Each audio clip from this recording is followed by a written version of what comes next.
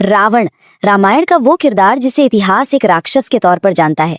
लेकिन क्या वो सिर्फ एक राक्षस था, या वो जिसने तीनों लोकों को जीतकर लंकापति बनने का दम भी रखा? अक्सर हम उसकी कहानी का अंत तो जानते हैं, पर शुरुआत कभी सोचा है कि रावण का जन्म आखिर हुआ कैसे था, और उसे ये नाम रावण क्यों और किसने दिया? तो जो कहानी हम सुनते आए हैं, क्या वो पूरी कहानी है या फिर सच्चाई कुछ और है? चलिए आज इस कहानी को एकदम शुरुआत से समझते हैं। हमें चलना होगा देवताओं, ऋषियों और श्रापों के उस दौर में जहां एक इच्छा ने जन्म दिया एक ऐसे योद्धा को जिसे दुनिया ने तो राक्षस कहा, पर जानते हैं वेदों ने उसे महापंडित की उपाधि दी। और हाँ, सबसे बड़ा सवाल तो उसके नाम का ही है। आखिर वो कौन सी घटना थी जिसने दशानन को रावण बना दिया? बस यही गुत्थी आज हम सुलझाने वाले हैं। तो इस कहानी की जड़ें हैं सृष्टि के बहुत ही प्राचीन युग में। उस समय दो बहुत ही महत्वपूर्ण व्यक्तित्व थे।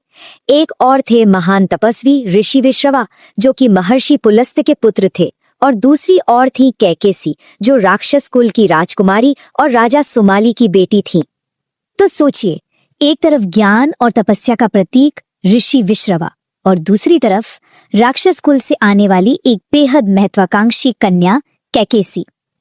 देखिए, कैकेसी कोई साधारण राक्षसी नहीं थी।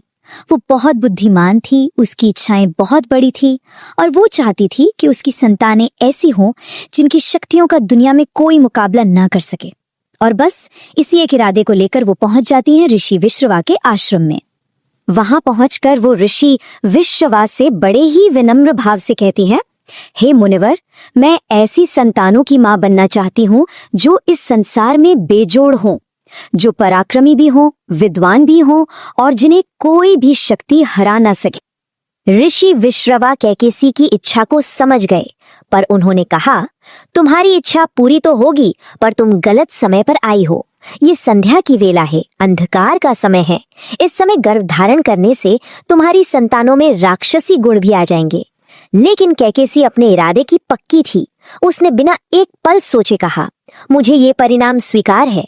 और बस वहीं से शुरुआत हुई एक ऐसे योद्धा के जन्म की जिसे आगे चलकर पूरी दुनिया रावण के नाम से जानने वाली थी। और फिर ऋषि के उसी वरदान के फल स्वरूप कैकेयी के गर्भ से 3 बहुत ही असाधारण और शक्तिशाली संतानों ने जन्म लिया। सबसे पहला पुत्र, जिसके 10 सिर और 10 भुजाएं थी, जिसमें बुद्धि और बल का कोई मुकाबला नहीं था, और जो संगीत, वेद, शास्त्र हर चीज का ज्ञाता था। दूसरा पुत्र था कुंभकर्ण, जिसका विशाल शरीर और गजब की ताकत देवताओं को भी डरा देती थी। और तीसरी थी पुत्री शूर्पणखा, जो पूरी तरह से राक्षसी गुणों, क्रोध और घमंड से भरी हुई थी। लेकिन इन तीनों में जो सबसे अलग था वो था पहला पुत्र। कहते हैं जन्म के समय ही उसका तेज ऐसा था कि देवता भी उसके भविष्य को लेकर चिंता में पड़ गए थे। पर यहाँ एक बहुत ही दिलचस्प बात है, जिसे आज पूरी दुनिया रावण कहती है, वो उसका असली नाम था ही नहीं। उसका जन्म का नाम था दशग्रीव, यानी 10 गर्दन वाला, या फिर दशानन मतलब 10 मुख वाला। ये नाम उसे उसके 10 सिरों की वजह से मिला। और पता है, ये 10 सिर्फ एक शारीरिक विशेषता नहीं थे, ये 10 दिशाओं से अर्जित किए गए ज्ञान और बुद्धि का प्रतीक थे। सोचे, दशग्रीव को वेदों का ज्ञान था, वो संगीत में निपुण था, राजनीति का माहिर खिलाड़ी था, युद्ध कला में उसका कोई सानी नहीं था, और तो और उसे औषधि और ज्योतिष जैसे विषयों पर भी पूरी पकड़ हासिल थी। तो फिर सवाल वही है, इतना ज्ञानी, इतना प्रतिभाशाली दशग्रीव आखिर वो डरावना रावण कैसे बन गया? अब कहानी उस मोड़ पर आती है जहां से सब कुछ बदल गया। एक दिन दशग्रीव अपनी शक्ति और तपस्या के घमंड में इतना चूर हो गया कि वो सीधा कैलाश पर्वत पहुंच गया और उसे हिलाने की कोशिश करने लगा। अब आप पूछेंगे क्यों? क्योंकि वो अपनी ताकत से भगवान शिव को प्रभावित करना चाहता था। उसकी भुजाओं में इतनी ताकत थी कि सच में पूरा कैलाश पर्वत कांप उठा। सारे देवता डर गए, लेकिन महादेव वो अपनी समाधि में एकदम शांत बैठे रहे। दशग्रीव ने अपनी पूरी ताकत झोंक दी। ये देखकर शिव के चेहरे पर एक हल्की सी मुस्कान आई, और उन्होंने बस अपने पैर के अंगूठे से कैलाश पर जरा सा दबाव डाला। बस इतना ही काफी था। विशाल पर्वत वापस अपनी जगह पर स्थिर हो गया और दशग्रीव उसके नीचे दब गया। कैलाश के भार के नीचे दबकर दशग्रीव दर्द से चीख पड़ा। और वो कोई मामूली चीख नहीं थी, वो एक ऐसी भयानक और गहरी गर्जना थी कि पूरा ब्रह्मांड कांप गया। एक ऐसी दहाड़ जिसने देवताओं के दिलों में भी खौफ पैदा कर दिया। संस्कृत में इस तरह की भयानक, दिल दहला देने वाली गर्जना को कहते हैं रव, जिसका मतलब होता है एक बहुत ही गंभीर और कांपने वाली गूंज। दशग्रीव की इस गर्जना से भगवान शिव अप्रसन्न नहीं बल्कि प्रसन्न हुए।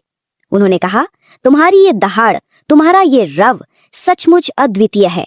आज से दुनिया तुम्हें रावण के नाम से जानेगी, वो जो अपनी भयानक गर्जना से तीनों लोकों को कंपा सकता है। और बस उसी पल से दशग्रीव का नाम हमेशा हमेशा के लिए रावण पड़ गया। तो देखिए, रावण को सिर्फ एक खलनायक के चश्मे से देखना शायद पूरी तरह से सही नहीं है। ये समझना बहुत जरूरी है कि वो एक महापंडित भी था। जरा सोचिए, जिस शिव तांडव स्तोत्र को आज भी गाया जाता है, उसकी रचना रावण ने की थी। वो वेदों का प्रकांड ज्ञाता था, आयुर्वेद और ज्योतिष का आचार्य था, एक महान शिव भक्त, सोने की लंका का निर्माता, ब्रह्मास्त्र का स्वामी, और तो और इंद्र, यम, वरुण जैसे देवताओं को भी उसने हरा दिया था। लेकिन इतनी सारी खूबियों के बावजूद उसका पतन हुआ, और वजह सिर्फ एक थी, उसका अहंकार।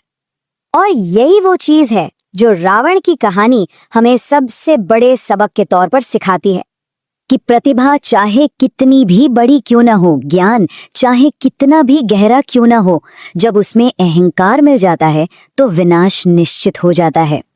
रावण का जन्म बेशक महान था, उसका जीवन भी महान उपलब्धियों से भरा था, लेकिन उसका अंत उसके अहंकार ने लिखा।